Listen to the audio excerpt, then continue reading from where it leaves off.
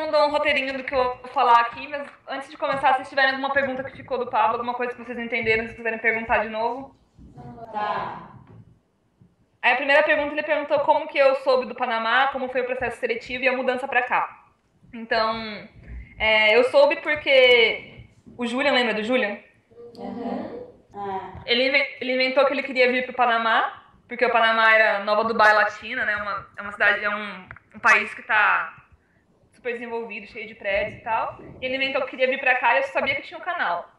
Aí a Ana falou pra gente que a Procter estava contratando para o Panamá, pra gente se aplicar. Então a gente foi se aplicar e o processo da Procter ele é bem diferente, o processo seletivo. Aqui eles têm uma teoria de que assim, de que se você foi bom fazendo alguma coisa na sua vida, não interessa o que era, não interessa a área, não interessa nada. Se você fez alguma coisa direito, você tem capacidade de fazer outras. Então tem gente que trabalha aqui com marketing, que fez veterinária, tem gente que fez biotecnologia, tem gente de psicologia em vendas. Eles não ligam para que carreira você tenha. Eles falam que tudo que você tem que saber, você vai aprender aqui. Então o processo dele é bem diferente, não tem toda essa parte de dinâmica e nada.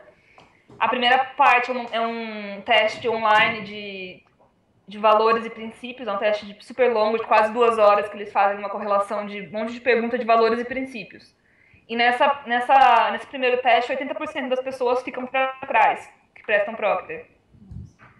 E aí você faz esse teste de valores e princípios, depois que você passa, a gente foi para São Paulo fazer um teste de inglês e um teste de lógica, então são, acho, 45 questões de inglês em 45 minutos e 60 questões de lógica em 45 minutos, que é lógica escrita, lógica de figuras e lógica de texto.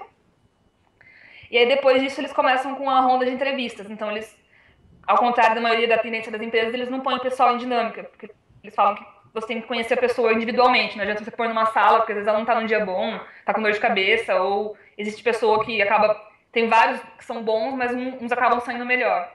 E eles começam uma ronda de entrevistas, então normalmente são 3 pessoas na mesma entrevista te entrevistando, um só fala, mas os 3 anotam. Eles vão cruzando dados, e aí eu recebi a proposta para vir para o Panamá. Aí eu fiquei igual o Lucas, como perguntou, né? Por que sair do Brasil? Mas como aqui é o centro de decisões, toda a América Latina e Caribe, a gente cuida daqui. Então tudo que o Brasil faz, tudo que todos os países fazem são decididos aqui. E eu achei que seria uma posição legal, porque eu ia trabalhar direto com estratégia, assim, tudo que vocês aprendem na aula da Anelisa de estratégias é o que a gente faz aqui. E aí eu decidi vir, achei o país, não gostei tanto do país, porque a gente veio primeiro para conhecer o país antes de aceitar o trabalho, né? Não gostei muito, mas foi uma impressão ruim, depois que eu vim eu adorei. Acho que vocês podem ver pelas minhas fotos do Facebook. E aí foi assim, eu achei foi muito legal. E aí ele perguntou como tem sido. Tem sido incrível, assim, acho que a maior barreira para mim no começo foi porque, além de você nunca tá numa empresa, né, a gente vem de Tupã, que é um ovo, você chega aqui numa empresa de 7 andares, com 1000 funcionários, e eles falam inglês, eles falam indiano, eles falam português, eles falam tudo que você imagina, e espanhol é uma loucura, cada um fala com sotaque, cada um fala de uma forma, todo mundo... Na primeira semana, meu cérebro dava pane, assim, ele parava de funcionar. E aí... Mas depois você vai acostumando, eu fui aprendendo espanhol, né? Fui começando a acostumar com o sotaque do pessoal. E também foi um grande desafio que eu trabalho com o México. Então, é um mercado que eu não tinha ideia, eu nunca conheci, tipo, nunca fui pro México, não falo espanhol. E aí foi um super trabalho começar a entender como funciona o México, conversar com o pessoal direto no México. Então, o dia inteiro eu fico conversando com o pessoal, reunião que tá no México. E aí foi super diferente você aprender de um mercado novo, né? No Brasil eu conhecia como funcionava o mercado, como funcionava o Carrefour, como fazer marketing no Brasil, põe na novela das 8 tá pronto. E aí no México não é assim, né? É diferente. Então, isso foi um grande desafio. Mas tem valido muito a pena. Oi? Como você consegue lidar com esse tipo de situação? É muito diferente, então a forma de fazer a primeira coisa foi aprender, tipo, os meus primeiros 2 meses foram de análise, de pegar tudo que aconteceu no passado, o que está acontecendo agora, entrar na internet, ler, perguntar e estudar como que foi o mercado, como que estava a distribuição, parcela de mercado, como que estava tudo no passado, o que influenciou, quais são os números, preço, e ficar em cima disso e perguntando e perguntando e perguntando. E eu lembro que quando eu cheguei, o meu chefe falou comigo que... Eu falei pra ele, né, tipo, é complicado, meu time todo só fala espanhol, todos falam inglês, é claro, mas eles só conversam em espanhol entre eles. E eu falei pra ele, o que eu faço, né? Aí ele falou, não, eu quero que você seja uma PNDS, que eles falam, que é uma dor no pescoço, tipo uma pentelha. Eu quero que todo mundo ouça o seu nome e se arrepie só de tanto que você encheu o saco deles, de tanto que você vai perguntar, de tanto que você vai atrás das pessoas. Então, aproveita que você é estagiária, aproveita que não podem te demitir por ser muito chata e seja o mais chata possível. Pergunte, enche o saco, escreva, fique na mesa da pessoa até ela te responder. Eu acho que eu tô fazendo um bom trabalho nisso. E aí eu fui aprendendo assim, conversando com o pessoal do México, a questão de que a gente estava falando de culturas. Muito, se percebe muito. O Pablo é argentino. Os argentinos aqui na empresa, eles são muito diretos. Então, se eles te mandam um e-mail, é um e-mail direto. Por favor, faz isso. Os mexicanos, tipo, se você responder, você fala assim, não, obrigada. Os mexicanos são todos sensíveis, você tem que ser bonzinho, você tem que sorrir, tem que pedir por favor, tem que perguntar como foi o dia, senão eles ficam magoados. E você vai aprendendo essas manhas, né? Qual a principal língua que você usa agora? Para trabalhar em inglês, para ter vida social espanhol. Vida social.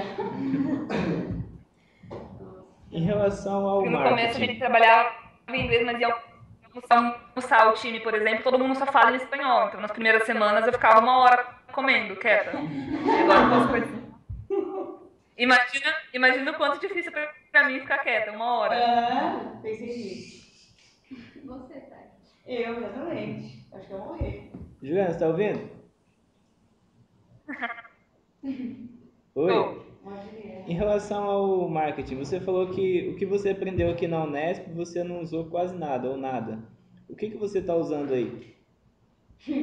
Bom, tudo, infelizmente ou felizmente, na Procter, pelo menos, tudo que você aprende na faculdade, você não usa nada.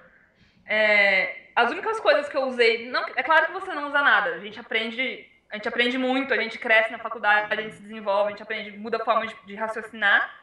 Mas matéria mesmo, que você aprende na faculdade, é que você aplica muito pouco. Porque, pelo menos no modelo Procter, tudo que você precisa saber, eles te ensinam. Então, por exemplo... é claro que eu uso a questão que a gente aprendeu, por exemplo, de parcela de mercado em marketing. Mas as análises que eu faço de parcela de mercado aqui, elas são análises de tendência, análises por cadeia, análises relacionadas com distribuição, uma coisa que a gente não vê na faculdade. Então, tanto eu, que sou de administração, faço, como tem gente aqui que está em marketing, que estudou, não sei, agronomia, e também faz. Entendi. E uma coisa que o Lucas falou da faculdade, que a gente sempre acha que a gente vai para uma área que a gente tem mais afinidade. Eu sempre tive afinidade com a parte de qualidade, de logística na faculdade. Aceitei a vaga em marketing, apliquei para logística, bati o pé que queria logística, pedi para me colocarem em logística na entrevista e me colocaram em marketing. E hoje eu vejo que se eu tivesse ido para logística, eu tinha ido embora na primeira semana. Eu adoro marketing. O RH descobriu meu perfil antes de eu descobrir. Então, uma coisa que eu falo, não fechem a cabeça na universidade. Na universidade a gente acaba tendo tendência a gostar de matérias ou de coisas pelos professores ou pelos projetos que a gente está envolvido. Mas no mundo real é tudo muito diferente, então não fechem a cabeça. Tenham as preferências, mas fiquem abertos a tudo. Então, assim, a P&G, ela busca, ou as empresas hoje buscam pessoas que tenham competências já desenvolvidas ou em desenvolvimento, e não pessoas que tenham habilidades técnicas ou conhecimento em matérias específicas. Mais ou menos essa é a ideia? Sim, não, com certeza. É claro que existem conhecimentos que você tem que ter, principalmente dependendo do cargo. Por exemplo, o pessoal que vai trabalhar em legal tem que ser formado em direito. O pessoal que vai trabalhar em finanças tem que ter uma afinidade maior com números. Mas a única coisa que eu senti falta da faculdade de ter aprendido foi o Excel. Que não que eu tenha passado apuros aqui, mas eu sei que tem coisas que eu demoro 2 horas para fazer que eu faria em 15 minutos se eu soubesse usar o Excel melhor. Mas eles procuram, pelo menos aqui na P&G, eles procuram excelência. O que você sabe de administração, de marketing, do que quer que seja, eles te ensinam em 1 semana. Mas eles querem pessoas que tenham liderança, que se comuniquem e que não tenham, como o Pablo diz, ele é mais malvado, ele foi bonzinho com vocês na entrevista, mas o que ele fala pra gente aqui é que não tem desculpas. Ninguém nunca vê o que foi feito. Para ele com desculpas de não deu certo, não consegui fazer por A, B ou C.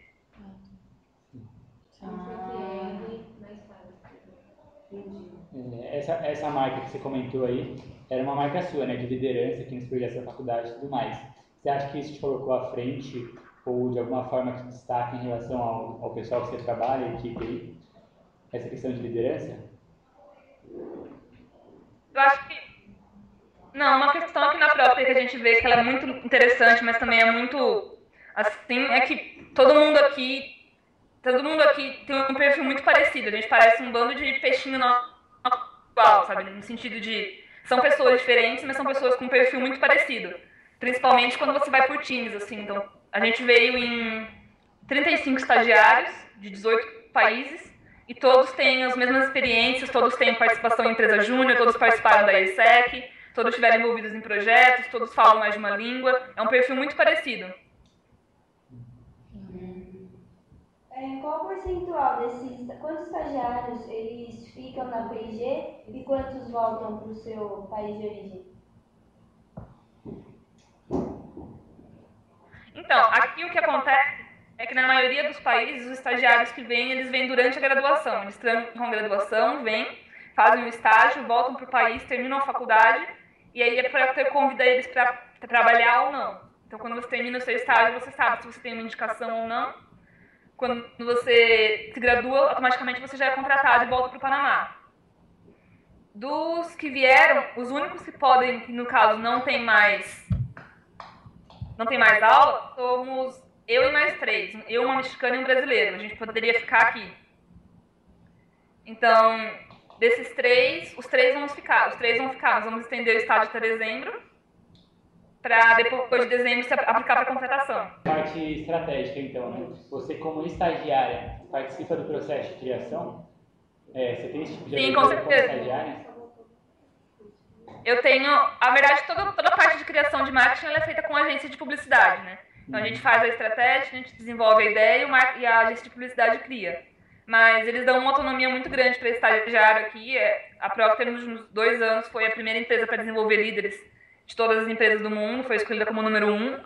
Então você chega, eles te dão os seus projetos, te explicam o resultado, e você pode chegar da forma que você quiser no resultado. Então você percebe que os projetos são importantes, são projetos como, não é só planilha de Excel e Xerox. São projetos, e eu tenho a minha ideia, eu explico porque eu quero, e eles usam a ideia no time. É bem legal. E dá bastante medo, é muita responsabilidade.